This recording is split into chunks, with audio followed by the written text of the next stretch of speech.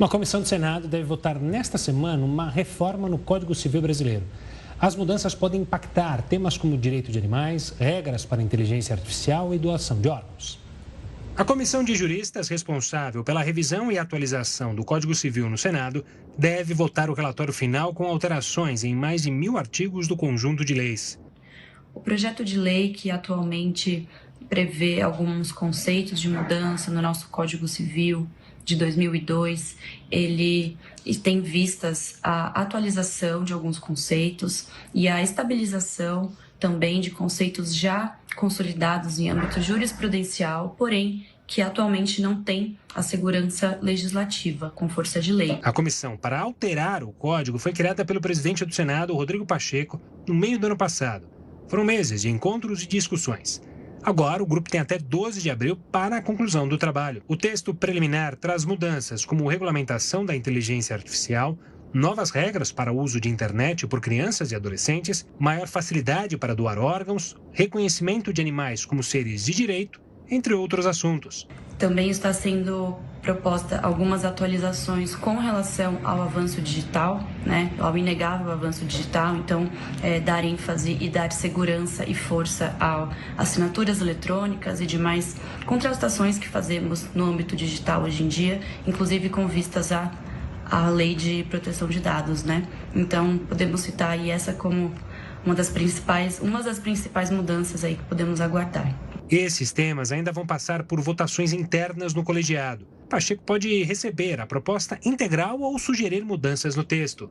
Após essas etapas, o presidente da Casa vai poder protocolar o projeto e dar início ao procedimento de discussão entre os senadores. E para entendermos melhor essas possíveis mudanças no Código Civil, nós entrevistamos agora o advogado José Fernando Simão, professor de Direito Civil na Faculdade de Direito da USP. Boa noite, professor. Seja muito bem-vindo ao Jornal da Record News. Boa noite, Renata. Boa noite, Gustavo. Um prazer. Professor, para começar, a gente tem esse código, então, desde 2002, em vigência desde 2003. Já são mais aí de 20 anos. A gente está falando de um código que precisa ser reformulado com urgência. Muitos pontos que estão ali já estão ultrapassados. Os códigos costumam ser duradouros. O código francês tem 200 anos, mais de 200 anos, 220 anos. Mas o nosso Código Civil efetivamente precisava dialogar melhor com as novas tecnologias, com as técnicas de reprodução humana assistida e também com as situações que a sociedade e o judiciário encaram hoje como absolutamente do dia a dia cotidianas e que o código não reconheceu. Um dos exemplos clássicos é a família homoafetiva, que já tem reconhecimento judicial, inclusive pelo Supremo Tribunal Federal, e que o Código Civil não reconhecia, porque há 20 anos o tema ainda era duvidoso. Da mesma forma, o Código Civil foi muito tímido há 20 anos, quando pensou nas técnicas de reprodução humana assistidas, as chamadas popularmente inseminação artificial. E, portanto, a reforma também vai detalhar essas questões. Além do que, meus caros amigos ouvintes, evidentemente que nós não tínhamos a menor noção há 20 anos de como a tecnologia iria gerar impactos na vida do cidadão, não só quando causa danos por meio de difamações, etc., mas também em valores econômicos, ou seja, a chamada herança digital. E então, o projeto cria um livro de direito digital com conceitos relativos a essa matéria e ajusta os outros livros para tentar trazer a lei mais próxima ao cidadão. Um dos exemplos que as pessoas gostam de perguntar é se é verdade que os filhos, por afeto, vão ser contemplados nesse projeto de reforma. Eu digo que sim. A afetividade como formação de família já é reconhecida pelo STF e pelos tribunais. Portanto, o projeto vai caminhar nesse sentido.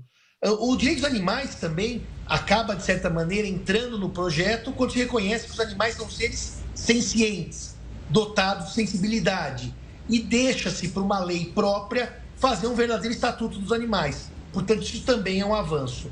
Mas eu queria, antes de tudo, desmentir algumas fake news que andam circulando, que o projeto admite casamento de irmãos. Isso é um verdadeiro absurdo. Ou mesmo o casamento entre homens e animais, ou mesmo a poligamia, ou mesmo os direitos de amantes. Isso nada está contemplado no projeto. Nós estamos agora votando essa semana, hoje é segunda-feira, até sexta devemos acabar essa votação e entregar ao senador Rodrigo Pacheco esse anteprojeto votado por essa comissão composta por 36 juristas e 5 consultores. É o que nós estamos fazendo nesse exato momento. Começamos hoje aqui na cidade de Brasília. O que nós pretendemos, Renato e Gustavo, entregar para a população é um projeto de reforma consentâneo com a realidade, mas respeitando as velhas categorias jurídicas do direito civil. Portanto, nós não estamos inventando a roda. Nós estamos nos aproveitando de decisões e de leituras doutrinárias para tornar o Código mais acessível ao cidadão comum, mais prático, de uso mais prático para o cidadão comum, sem sacrificar as categorias jurídicas. Professor, uma boa noite da minha parte também. Pegando esse gancho aí que a Renata levantou, né? 20 anos desde o último código e agora essa atualização.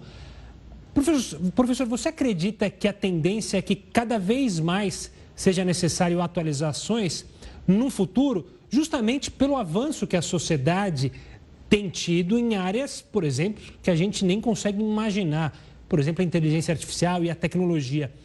Isso é importante para ficarmos atentos, ou a Justiça tem que ficar atento, o Código Civil tem que estar atento a essas mudanças? Ou o senhor acredita que não, que o que for feito, por exemplo, aí em Brasília, já visa justamente acabar com futuras dúvidas relacionadas, por exemplo, ao tema de inteligência artificial? Então, meu caro Gustavo, essa pergunta ela é relevante porque normalmente quando as coisas mudam muito, elas não são próprias de códigos. Os códigos são feitos para durar. Eu dei o exemplo do Código de Napoleão de 1804. Então, para esses temas que eu chamaria de mais mutáveis, o ideal seria uma lei esparsa que tratasse do tema. Mas a opção da nossa comissão foi trazer temas atuais para o Código Civil. E ao criarmos um livro de direito digital à parte, separado do Código, isso permite uma maior alteração desse livro, de acordo com as mudanças. Se imaginarmos há 20 anos, ainda falávamos em disquete e DVDs. Hoje a mídia está completamente eletrônica. Nós não tínhamos assinatura digital como nós temos hoje. E, portanto, o fato de a comissão deixar para um livro próprio cuidar de direito digital, isso permite que esse livro seja atualizado com maior frequência. Mas é claro que o Código não consegue prever onde chegaremos com as novas tecnologias. Mas deixa uma base firme e, por isso, a comissão que cuida do direito digital deixa essa porta para que o código não precise ser mudado a cada ano, ou a cada 2 anos, ou a cada semana. Mas, evidentemente, que reformas periódicas fazem parte de qualquer lei. Aliás, não só isso. O Congresso Nacional admitiu uma lei criando a multipropriedade no Brasil, chamada de time sharing, há alguns anos. Isso afetou o Código Civil. Há alguns anos, o direito de visita dos avós com relação aos netos foi incorporado pelo Código Civil. E assim várias pequenas reformas vão sendo feitas conforme o tempo passa e o direito se transforma. Portanto, a ideia de direito digital em um livro separado vai permitir essas mudanças mais afetas àquele tema e alterando aquele espaço específico da lei que estamos votando aqui em Brasília. Aliás, uma notícia para os nossos espectadores é que hoje a subcomissão, a Comissão Geral aprovou o trabalho de direito digital, esse já está aprovado, feito pela subcomissão, e de direito de danos da responsabilidade civil. Amanhã nós prosseguimos a votação com sucessões, direito das coisas e as obrigações. Amanhã nós prosseguimos as votações da comissão. Professor, nós estamos falando aqui de muitos temas, dos mais variados, mais diversos temas. Para elaborar esse relatório, a Comissão de Juristas recebe também sugestões da sociedade civil? A sua pergunta é excelente. Nós recebemos, só para você ter uma ideia, nós chegamos a mandar mais de 800 ofícios às entidades comunicando o nosso trabalho e pedindo sugestões. E, portanto, a sociedade civil participou ativamente até o presente momento com sugestões para cada um dos livros que seria reformado.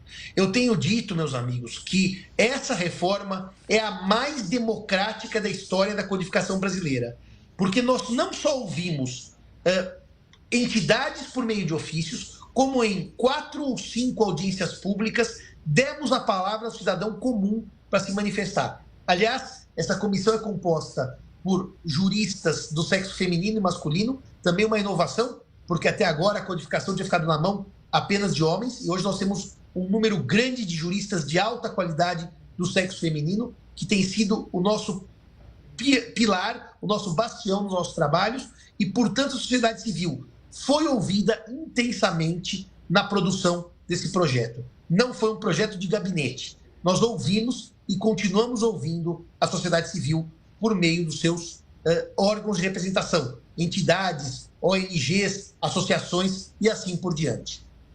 Tá certo. Professor, obrigado pela participação aqui conosco, explicando então sobre essa reforma no Código. Um forte abraço e até uma próxima.